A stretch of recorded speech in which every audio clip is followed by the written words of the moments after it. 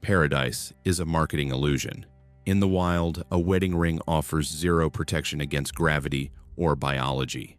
We are examining 6 specific moments where the happiest days were instantly deleted by the environment. This is not a travel guide. It is a forensic study of how quickly a dream becomes a crime scene. Do not ignore the physics. The Big Island of Hawaii is a place of violent birth and silent death. It is a world made of jagged black glass and unrelenting heat, where the ground beneath your feet is still cooling from a molten state. In November of 2000, this volcanic wilderness became the setting for a tragedy that would end a marriage only 4 days after it began. Sean Phillips was 24 years old, and his wife Cynthia was 21. They were young, full of energy, and deeply in love. For their honeymoon, they chose the raw beauty of the Kilauea volcano. They wanted to witness the most powerful sight on Earth, the moment liquid fire meets the sea. The couple set out across the Kalapana lava fields, an expanse of hardened rock that looks like a charred, frozen ocean. The sun beat down on the black surface, creating a shimmering heat that blurred the horizon. Under their boots, the ground was uneven and sharp, a wasteland of volcanic basalt. They were heading toward the coast where massive plumes of white steam rose into the sky. To a casual observer, these clouds look like harmless steam from a boiling kettle or a hot spring. They appear soft, white, and inviting. But in the world of volcanic chemistry, these clouds are a lethal trap. Scientists call this phenomenon laze. It is a word made from the combination of lava and haze. When 2,000-degree magma collapses into the Pacific Ocean, it triggers a massive chemical reaction. The extreme heat breaks down the salt in the seawater, releasing concentrated hydrogen chloride gas. This gas is then filled with millions of microscopic shards of volcanic glass. These shards are as fine as dust, but as sharp as surgical steel. Sean and Cynthia were hikers, not chemists. They bypassed the warning signs and pushed nearly a mile beyond the safety perimeter to get a better view. They wanted to be close to the edge of creation. At first, the wind was their friend. The steady trade winds blew the white plumes out toward the open ocean, keeping the air on the cliffs clear and fresh. They stood on a high vantage point and took photographs of the glowing red rivers of rock. Then, the physics of the island shifted. A subtle change in the local wind patterns caused the massive cloud of laze to pivot. It did not happen slowly. It happened in an instant. The white curtain of gas swept over the ledge, swallowing the couple in a thick, acrid fog. The horizon vanished, and the world became a blinding white void. This is the moment where time seems to slow down. Every breath they took became an act of war against their own bodies. When the hydrogen chloride gas entered their mouths and noses, it reacted with the natural moisture in their respiratory systems. It instantly converted back into liquid hydrochloric acid inside their lungs. The microscopic glass shards acted as delivery systems, embedding themselves deep into the delicate tissues of the throat. The forensic reality was a catastrophic systemic collapse. Their airways began to swell shut in a process called laryngeal edema. This was not a simple case of choking. It was a violent chemical trauma. Their lungs were no longer capable of transferring oxygen into the blood. This resulted in a total compromise of the respiratory system and rapid fatal injury. The subjective joy of their wedding trip had collided with the objective, unfeeling laws of chemistry. 2 days later, a search and rescue team spotted 2 figures on the black lava. Sean and Cynthia were lying about 150 yards from the ocean. They were found in a seated position, leaning against each other. It looked as if they had simply sat down to catch their breath and never stood up again. There was no sign of a struggle and no external injuries. They were 2 healthy young people who had been silenced by the very air they breathed. Their camera was found nearby, containing the final images of the beautiful lava they had admired just moments before the wind changed. The volcano did not stop for them. It continued to pump molten rock into the sea, indifferent to the lives it had claimed. Kilauea does not recognize human milestones. It only obeys the rules of thermodynamics. Today, their story is used as a warning to anyone who thinks nature is a playground. The black sand eventually covered their path, leaving only the silent white steam rising from the waves as a monument to their final journey. Nature is a machine with no conscience, and on that day in 2000, two people found out that the most beautiful sights on Earth can also be the most deadly. Their honeymoon ended not with a long life together, but with a clinical statement of fact in a report. The island continues to grow, built on the remnants of those who stood too close to its fire. The island of Dominica is a vertical world of emerald green peaks and deep hidden valleys, often called the most rugged destination in the entire Caribbean. In May of 2004, this lush paradise became the final stop for Marcus and Jennifer, a young British couple who had just started their lives together as husband and wife. They chose a luxury eco-resort nestled deep in the mountains, seeking a level of isolation and romantic quiet that only a rainforest can provide. Their bungalow was a masterpiece of tropical architecture perched on a steep slope and surrounded by thick, ancient vegetation. It was built to feel like part of the jungle, offering a panoramic view of the misty valley below. To the couple, the location felt like a private sanctuary, a reward for the long months of wedding planning. However, the very geography that made the resort beautiful was hiding a massive physical vulnerability. For 3 days, the island had been hammered by a series of intense tropical storms. To Marcus and Jennifer, the heavy rain was just a background sound, a rhythmic drumbeat on the roof that made their bungalow feel even more secluded. They were in a state of total comfort, unaware that the mountain behind them was undergoing a dangerous transformation. The soil in Dominica is volcanic, rich in minerals, but highly porous. As the rain continued to fall, the earth absorbed the water like a giant sponge. In the world of physics, this leads to a critical state called soil saturation. Under normal conditions, the grains of soil are held together by friction and the roots of trees, creating a stable mass. But as water fills the microscopic gaps between the rocks and dirt, it begins to act as a powerful lubricant. This increased water pressure pushes the soil particles apart, reducing the friction to zero. The solid ground essentially turns into a heavy, fast-moving liquid. Gravity was now the only force in control. Sometime after midnight, while the couple was in a state of deep sleep, a massive section of the hillside reached its breaking point. It did not slide slowly. It collapsed with the sudden, violent release of kinetic energy. Thousands of tons of mud, uprooted trees, and massive boulders accelerated down the slope, reaching speeds that would be impossible to outrun. The roar would have been like a jet engine, but in the darkness of the rainforest, there were no witnesses to the moment the hill became a weapon.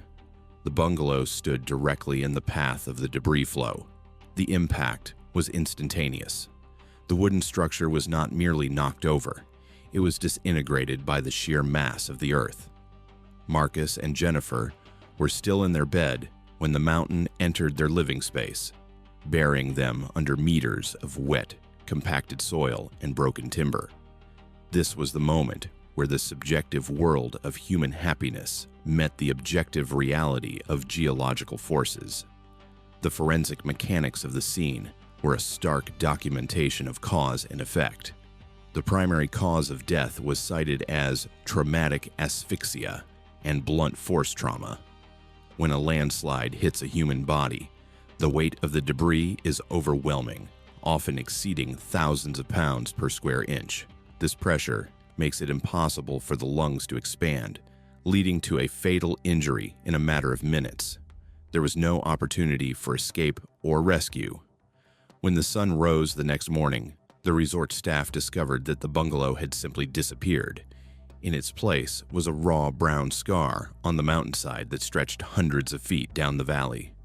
The search operation was a slow, grueling process that required workers to dig through a solid wall of mud that had already begun to harden like concrete. It took days to recover the couple from the debris. The tragedy highlights a fundamental gap in how we perceive the world. We look at a mountain and see a permanent, unmoving object. But to a geologist, a steep slope is always in a state of transition. The landslide in Dominica was not a freak accident. It was a predictable outcome of excessive rain and gravity working on volcanic soil. The resort was eventually rebuilt, but the scar on the mountain remained visible for years as a silent record of that night. Marcus and Jennifer had traveled across the ocean to find a paradise, but they found a landscape where the earth itself is a fluid, changing force. Their story is a reminder that the most beautiful places on Earth are often the most active, and nature does not stop its processes for human milestones. The silence of the jungle eventually returned, and the emerald green leaves grew back over the site, hiding the evidence of the collision between two people and the weight of the world. In the end, the island remains a monument to the fact that our safety is often just an illusion created by a lack of rain. The Zambezi River is one of the most beautiful and deceptive waterways on the planet, a winding ribbon of blue that separates the nations of Zimbabwe and Zambia. It is a place that looks like paradise, where the sunsets turn the water into liquid gold and the air is filled with the sounds of exotic birds. In 2013, a man named Spencer and his new wife chose this spectacular location to celebrate their honeymoon. They were seeking an authentic connection with the wild, a break from the noise of the modern world. They decided to embark on a canoe safari, a popular activity that promises a silent, peaceful drift past herds of elephants and drinking antelopes.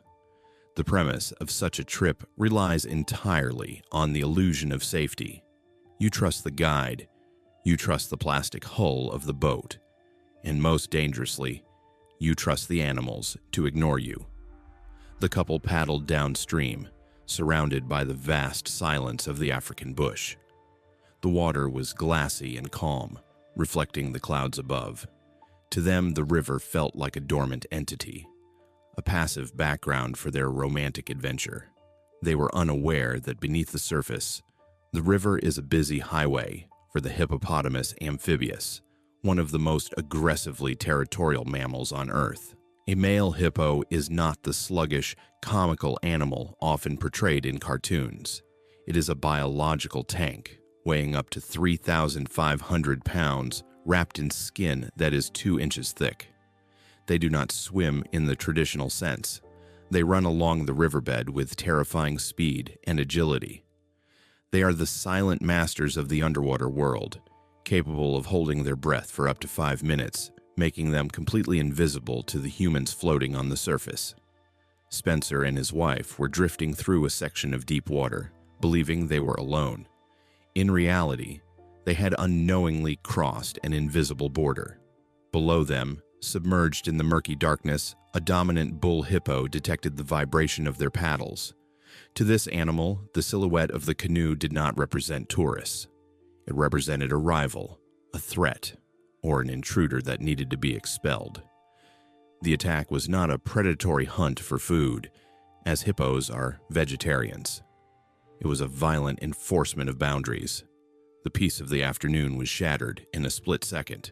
The physics of the encounter were catastrophic. The hippo launched itself from the river bottom, accelerating vertically with the force of a submarine breaching. The canoe, made of lightweight fiberglass, stood no chance against 1.5 tons of muscle moving at full velocity.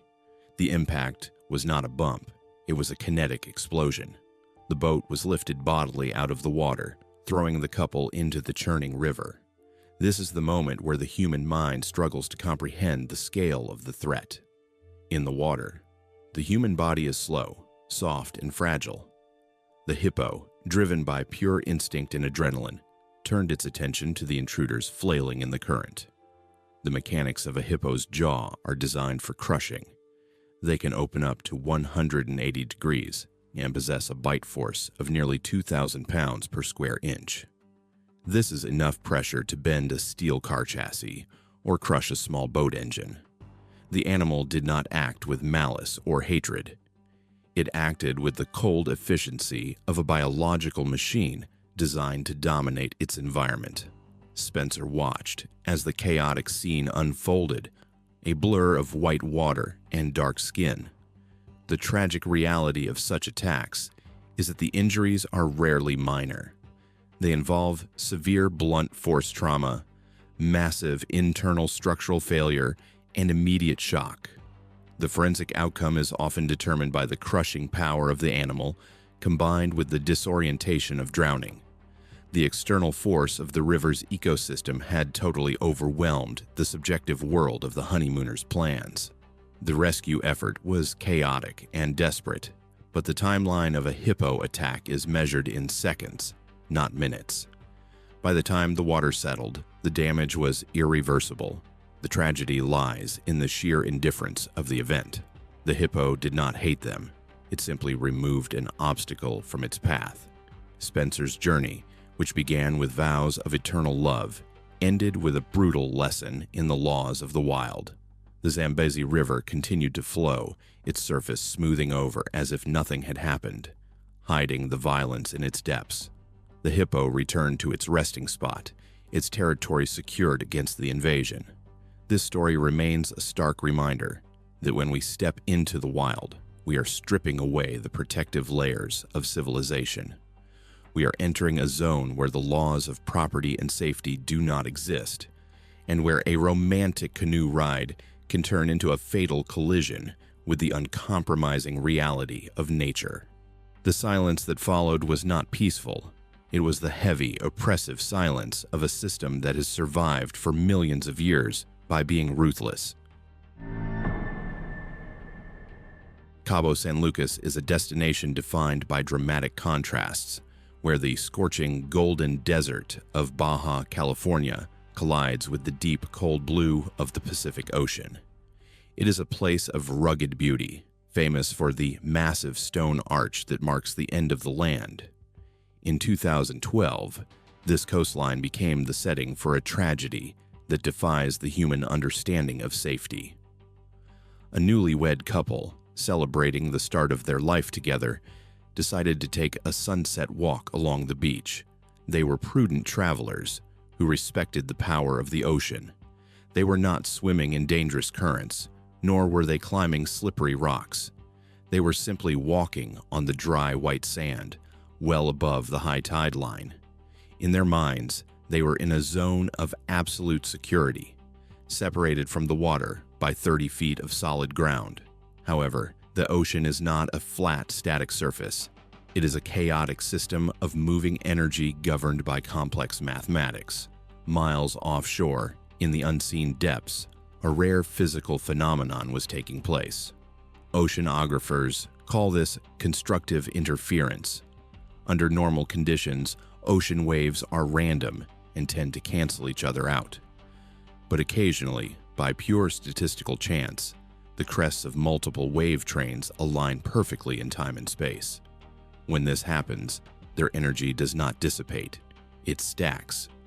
One wave rides on top of another, creating a single, massive wall of water that travels silently under the surface. This is the birth of a rogue wave, a freak anomaly of hydrodynamics that acts like a ghost in the machine. As the couple strolled hand in hand, discussing their future, this pulse of combined energy was racing toward the shore at 20 miles per hour. The continental shelf off Cabo San Lucas drops off violently into the abyss, which means deep-water waves do not break early and lose energy like they do on shallow beaches. They retain their kinetic force until the very last second. The couple did not hear a roar.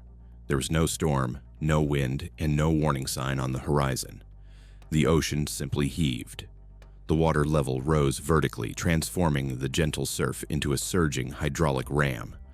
The wave exploded onto the beach, rushing far beyond the high tide mark where the couple was walking. This was not a splash. It was a deluge of heavy, dense liquid moving with the force of a collapsing building. The physics of the impact were immediate. Seawater weighs roughly 64 pounds per cubic foot. When a wall of water strikes a human being, it applies hundreds of pounds of lateral force. The husband was knocked off his feet instantly.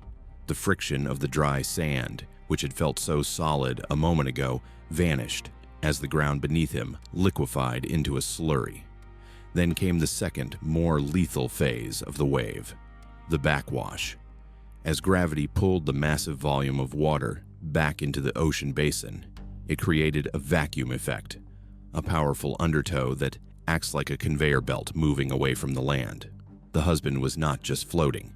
He was being dragged by the sheer weight of the retreating ocean. His wife, who had also been knocked down, managed to dig her fingers into the wet sand and resist the pull, scrambling to higher ground. She looked back, expecting to see her husband standing up. Instead, she witnessed the terrifying reality of fluid dynamics. He was being pulled rapidly away from the shore, caught in a turbulent rip current generated by the wave's recession. The human body is buoyant, but in highly aerated, churning water, that buoyancy is compromised.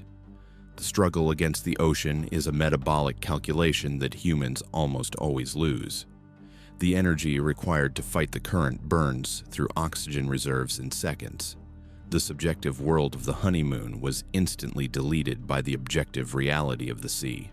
Rescue attempts were launched immediately, with boats scouring the water, but the ocean is a vast, opaque wilderness. The rogue wave had dissipated as quickly as it had formed, leaving the surface deceptively calm. The husband was never recovered. His disappearance was not the result of a mistake. It was a statistical outlier, a rare alignment of wavelengths that occurred at the exact moment he was walking on the beach. This tragedy serves as a chilling reminder that the shoreline is not a wall, but a dynamic border zone. The energy of the ocean does not respect lines drawn in the sand. For the widow, left standing on the wet beach, the lesson was brutal. The ocean is never truly at rest, and safety near the water is often just a temporary pause in the chaos.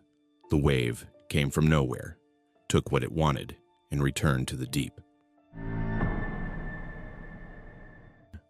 The Seychelles archipelago is often described as the Garden of Eden, a collection of granite islands in the Indian Ocean defined by blindingly white sand and water so clear it looks like glass.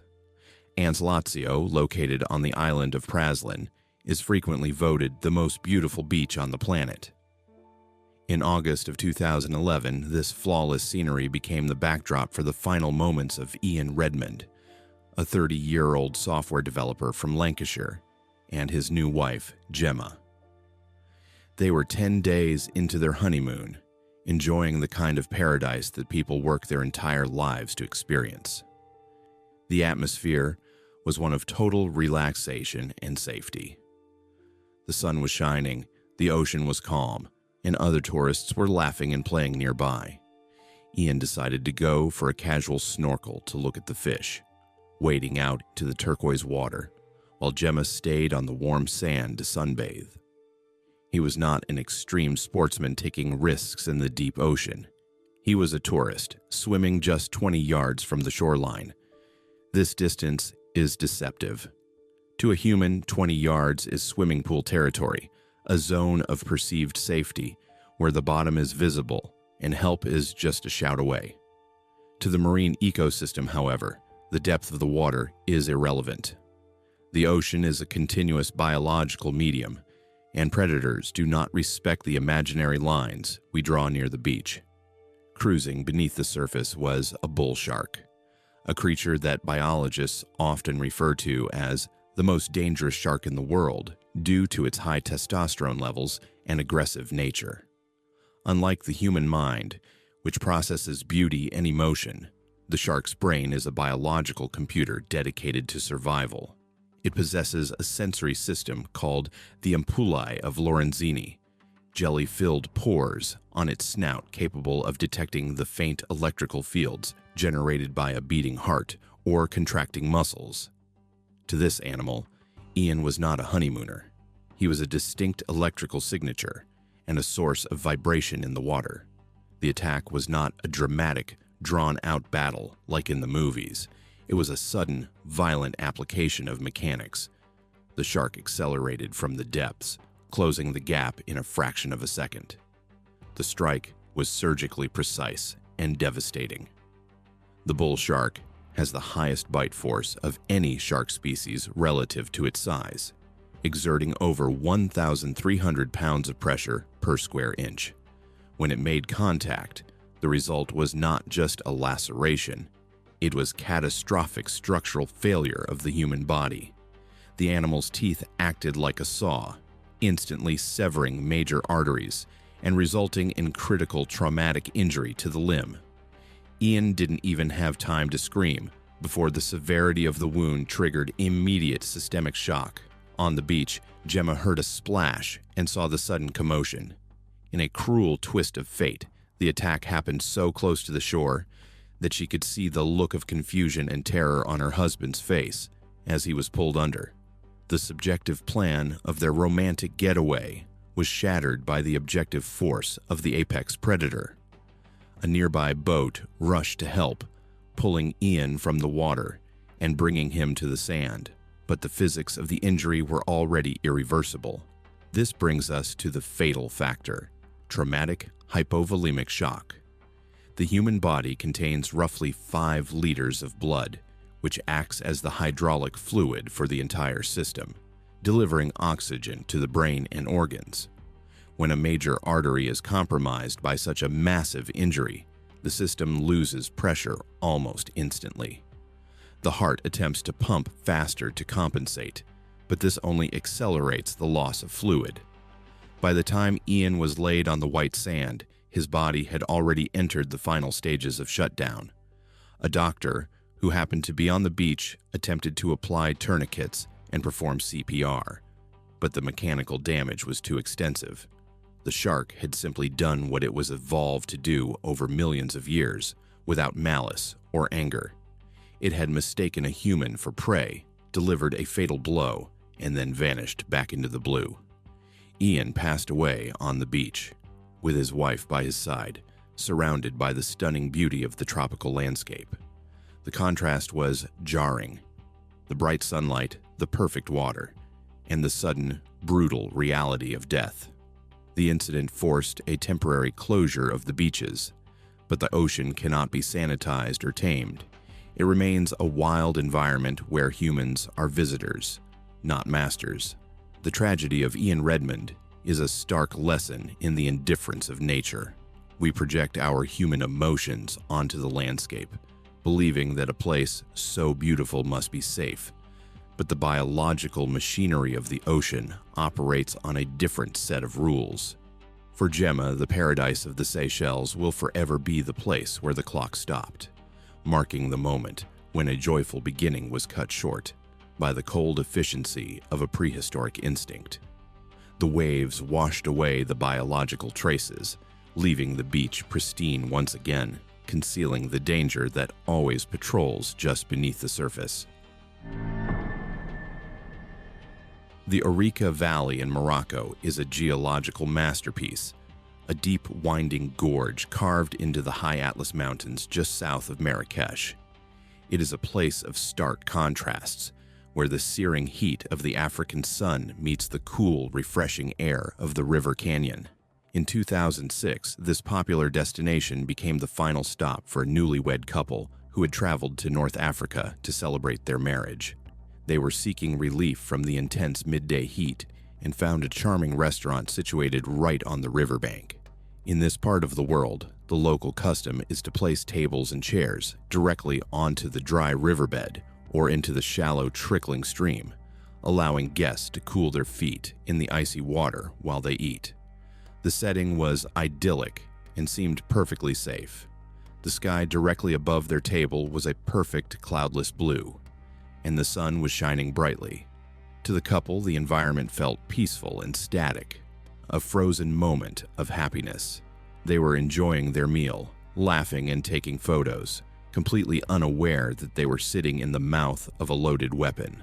The danger in a canyon is never what you can see with your own eyes. It is what is happening 20 miles away. High up in the jagged peaks of the Atlas Mountains, a violent localized thunderstorm had broken out. The geography of the region acts as a massive funnel. The ground in the mountains is rocky and hard, meaning it does not absorb water like a forest. Instead, it sheds it like a slate roof.